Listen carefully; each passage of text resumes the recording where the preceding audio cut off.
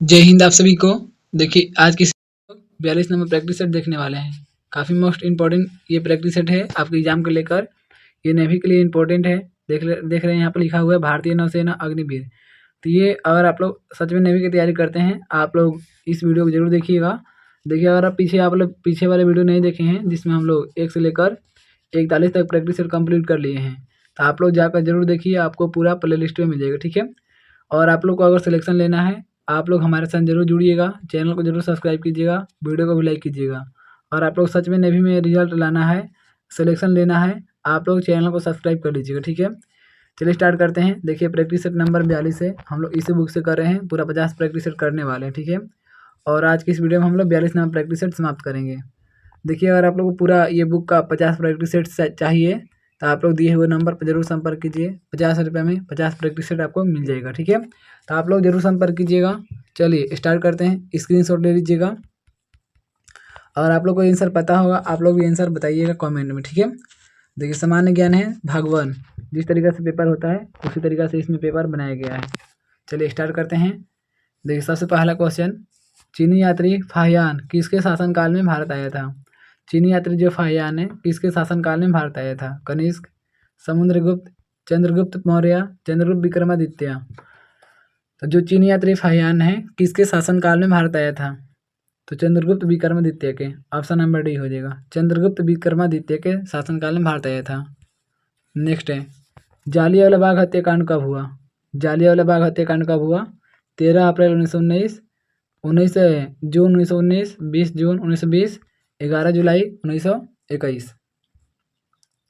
तो जालियांवाला बाग हत्याकांड कब हुआ? 13 अप्रैल 1919 को हुआ। 13 अप्रैल 1919 को जालियांवाला बाग हत्याकांड हुआ। राइट आंसर आपका ऑप्शन नंबर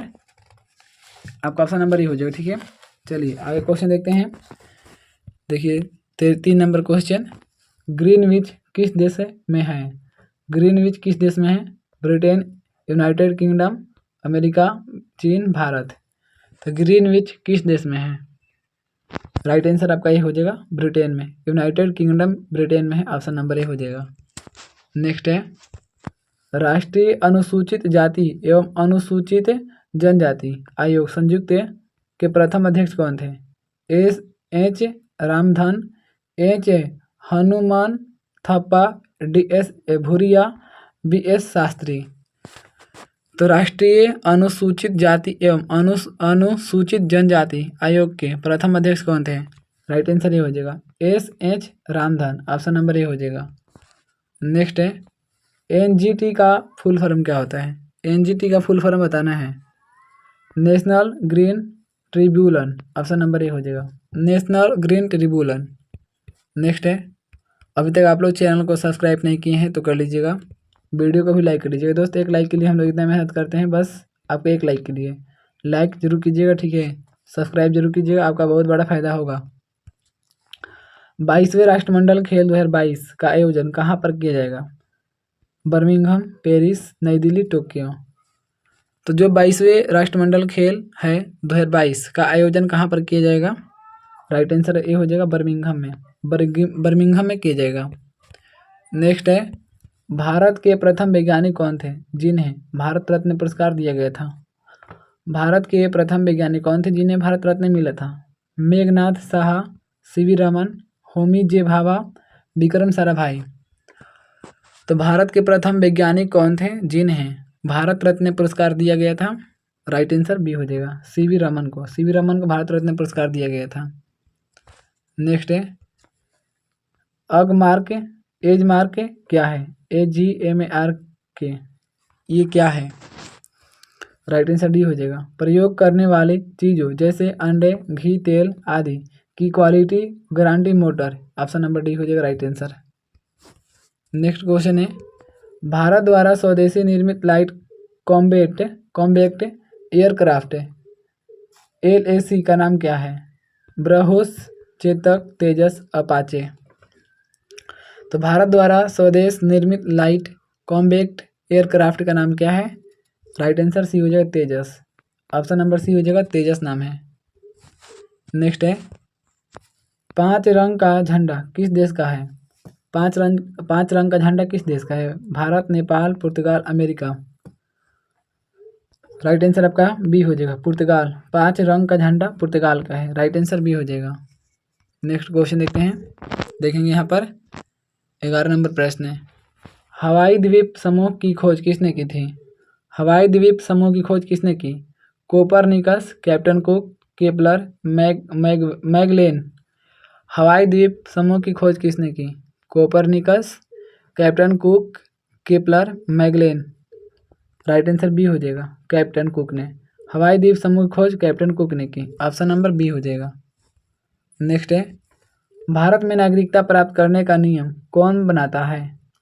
भारत में नागरिकता प्राप्त करने का नियम कौन बनाता है? प्रधानमंत्री, राज्यपाल, मुख्य चुनाव आयुक्त, संसद द्वारा अनुमोदित होने के बाद राष्ट्रपति। तो भारत में नागरिकता प्राप्त करने का नियम कौन बनाता है? राइट आंसर डी हो जाएगा, संसद द्वारा अनुमोदित होने के बाद राष्ट्रपति, ऑप्शन नंबर डी हो जाएगा। नेक्स्ट क्वेश्चन है, ऑस्ट्रेलिया की मुद्रा क्या है? ऑस्ट्रेलिया की मुद्रा, डॉलर, यूरो, रुपया, यूरो। ऑस्ट्रेलिया की मुद्रा क्या है? तो डॉलर है, ऑप्शन नंबर ए हो जाएगा।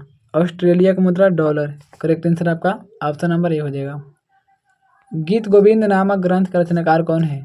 गीत गोविंद नामक ग्रंथ का रचनाकार कौन है? जयदेव, बाणभट्ट, अश्वघोष, रसखान। तो गीत गोविंद नामक ग्रंथ का रचनाकार कौन है? राइट आंसर ये हो जाएगा, जयदेव। गीत गोविंद नामक ग्रंथ का रचनाकार कौन है? जयदेव, राइट आंसर ये हो जाएगा। नेक्स्ट क्वेश्चन है, कूटी शंकर एक प्रसिद्ध क्या है? कूटी शंकर एक प्रसिद्ध क्या है? पेंटर, कार्टूनिस्ट, वास्तुविद, सितार वादक। तो कूटी शंकर एक प्रसिद्ध क्या है? तो कूटी शंकर एक प्रसिद्ध कार्टूनिस्ट है, कार्टूनिस्ट, ऑप्शन नंबर बी हो जाएगा। कूटी शंकर एक प्रकार का कार्टूनिस्ट है। संसार की सबसे ऊंची पर्वत चोटी क्या है? संसार की सबसे ऊंची पर्वत, कंचनजंगा, गॉर्डन अस्टीन, माउंट एवरेस्ट या रोका पोसी। संसार की सबसे ऊंची पर्वत चोटी क्या है बताना है। राइट आंसर आपका हो जाएगा ऑप्शन नंबर सी हो जाएगा, माउंट एवरेस्ट। संसार की सबसे ऊंची चोटी माउंट एवरेस्ट है।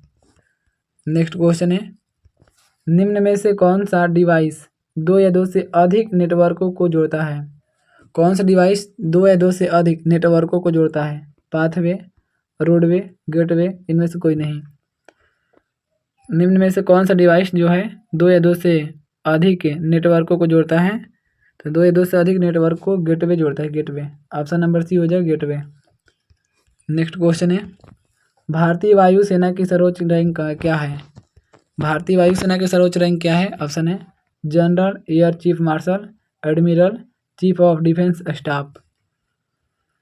भारतीय वायुसेना की सर्वोच्च रैंक क्या है? तो सर्वोच्च रैंक हो जाएगा आपका air chief marshal, option number B हो जाएगा, air chief marshal. Next question है, सांची का स्तूप कहाँ है? सांची का स्तूप कहाँ है? नई दिल्ली, मध्य प्रदेश, कर्नाटक, महाराष्ट्र। तो सांची का स्तूप हो जाएगा आपका मध्य प्रदेश में, ऑप्शन नंबर बी हो जाएगा, मध्य प्रदेश में सांची का स्तूप स्थित है। नेक्स्ट है, संदेश किस राज्य का प्रमुख मिष्ठान है? संदेश किस राज्य का प्रमुख मिष्ठान है? बिहार, पंजाब, पश्चिम बंगाल, आंध्र प्रदेश। तो संदेश किस राज्य का प्रमुख मिष्ठान है? राइट आंसर सी हो जाएगा, पश्चिम बंगाल का। संदेश जो है पश्चिम बंगाल का प्रमुख मिष्ठान है, ऑप्शन नंबर सी हो जाएगा। चलिए नेक्स्ट क्वेश्चन देखते हैं, भारत का राष्ट्रीय पंचांग कैलेंडर किस पर आधारित है? भारत का राष्ट्रीय पंचांग कैलेंडर किस पर आधारित है? विक्रम संवत, हिजरी संवत, शक संवत, इनमें से कोई नहीं। तो भारत का राष्ट्रीय पंचांग यानी कैलेंडर किस पर आधारित है? राइट आंसर सी हो जाएगा, शक संवत पर, ऑप्शन नंबर सी हो जाएगा। नेक्स्ट है, निम्न में से किसे एशिया का प्रकाश पुंज भी कहा जाता है? एशिया का प्रकाश पुंज किसे कहते हैं? महावीर स्वामी, महात्मा बुद्ध, गुरु नानक देव, ईसा मसीह। तो एशिया का प्रकाश पुंज किसे कहते हैं? राइट आंसर बी हो जाएगा, महात्मा बुद्ध को। Light of Asia, Mahatma Buddha, option number B हो जाएगा। नेक्स्ट क्वेश्चन है, जाकिर हुसैन किस वाद्य यंत्र से संबंधित हैं? जाकिर हुसैन किस वाद्य यंत्र से संबंधित हैं? सरोद, वायलिन, तबला, सारंगी। तो जो जाकिर हुसैन है किस वाद्य यंत्र से संबंधित हैं? जाकिर हुसैन जो है राइट आंसर आपका हो जाएगा ऑप्शन नंबर आपका सी हो जाएगा, तबला से। जाकिर हुसैन तबला से, जाकिर हुसैन तबला से संबंधित हैं। ऑप्शन नंबर आपका सी हो जाएगा। नेक्स्ट क्वेश्चन है, वर्तमान में संयुक्त राष्ट्र संघ में सदस्य देशों की संख्या कितनी है? वर्तमान में संयुक्त राष्ट्र संघ में सदस्य देशों की संख्या कितनी है? 178, 189, 193, 198। तो वर्तमान में संयुक्त राष्ट्र संघ में सदस्य देशों की संख्या कितनी है? करेक्ट आंसर सी हो जाएगा, 193 है, 193। नेक्स्ट है, तानसेन पुरस्कार किसे राज्य सरकार द्वारा प्रदान किया जाता है? तानसेन पुरस्कार कौन सा राज्य सरकार द्वारा दिया जाता है? उत्तर प्रदेश, मध्य प्रदेश, राजस्थान, हरियाणा। तो जो तानसेन पुरस्कार है कौन सा राज्य द्वारा? मध्य प्रदेश द्वारा। ऑप्शन नंबर बी हो जाएगा, मध्य प्रदेश द्वारा दिया जाता है तानसेन पुरस्कार, मध्य प्रदेश। अब देखिए आगे जो प्रश्न है विज्ञान और मैथ, ठीक है, भाग 2 है। इसी तरीके से आपका पेपर होगा 2 भागों में, जिस तरीके से आपका क्वेश्चन देखने को मिलता है। दोस्तों आप लोग लाइक और सब्सक्राइब ना करना भूलिएगा, ठीक है। आप लोग जरूर कीजिएगा लाइक सब्सक्राइब करके, देखिए सब्सक्राइब कीजिएगा, आपका बहुत बड़ा फायदा होगा। लाइक कीजिएगा तो हमारे मेहनत का फल मिलेगा, ठीक है। आप लोग दोनों जरूर कीजिएगा, इसमें कमी मत कीजिएगा। निम्न में से कौन सी अदिश राशि नहीं है? अदिश राशि नहीं है यानी कि वो सदिश है। द्रव्यमान, तापमान, वेग, समय। राइट आंसर आपका सी हो जाएगा, वेग। वेग जो है अदिश राशि नहीं होता है। नेक्स्ट क्वेश्चन है, क्रायोजेनिक इंजन में प्राणरोध के रूप में किसका प्रयोग किया जाता है? क्रायोजेनिक इंजन में प्राणरोध के रूप में किसका प्रयोग करते हैं? द्रव नाइट्रोजन, हाइड्रोजन, द्रव ऑक्सीजन, बी और सी दोनों। राइट आंसर डी हो जाएगा, बी और सी, यानी द्रव हाइड्रोजन और द्रव ऑक्सीजन। जो क्रायोजेनिक इंजन होता है उसमें हम लोग द्रव हाइड्रोजन और द्रव ऑक्सीजन का प्रयोग करते हैं। नेक्स्ट है, प्रकाश वर्ष किसकी इकाई है? ध्वनि की, विद्युत की, दूरी की, बल की। प्रकाश वर्ष किसका मात्रक होता है? तो दूरी का होता है। ऑप्शन नंबर सी हो जाएगा, प्रकाश वर्ष दूरी का मात्रक होता है।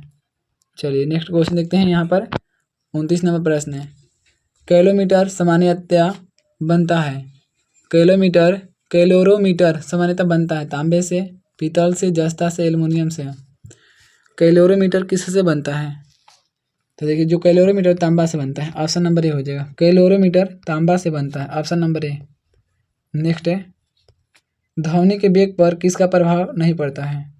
ध्वनि के वेग पर किसका प्रभाव नहीं पड़ता? ताप का, माध्यम का, दाब का, आर्द्रता का। ध्वनि के वेग पर किसका प्रभाव नहीं पड़ता है? तो राइट आंसर आपका हो जाएगा, ध्वनि के वेग पर आपका दाब का प्रभाव नहीं पड़ता। ऑप्शन नंबर सी हो जाएगा, दाब का प्रभाव नहीं पड़ता है। नेक्स्ट है, नाभिक में प्रोटॉनों की संख्या और न्यूट्रॉनों की संख्या के योग को क्या कहते हैं? अणु भार, परमाणु भार, तुल्यांकी भार, द्रव्यमान संख्या। नाभिक में प्रोटॉनों की संख्या और न्यूट्रॉनों की संख्या के योग को क्या कहते हैं? तो उसको कहा जाता है आपका द्रव्यमान संख्या। ऑप्शन नंबर डी हो जाएगा, द्रव्यमान संख्या।